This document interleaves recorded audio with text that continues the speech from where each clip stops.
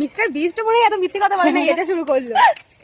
এখানটা দারুণ আসছে, ফর্সা গার্ল লাগছে। হ্যাঁ, অন করা। ওহো, চুল টুল একেবারে উস্কো খুস্কো হয়ে গেছে। স্কুলে আসার সময় সেজে গুজে টপ সুন্দরী হয়ে এসেছিলাম, আর এখন বাবা মুখটা কিরম কালো কালো পেঁচি মুখী।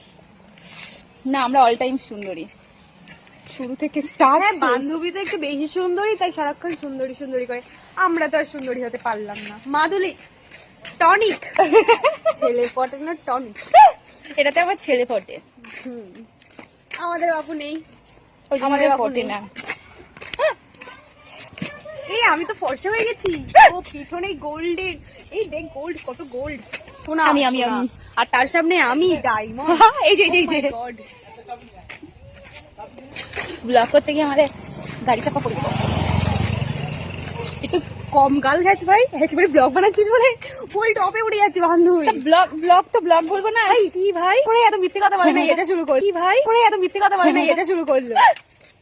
আমি মিথ্যে কথা বলি?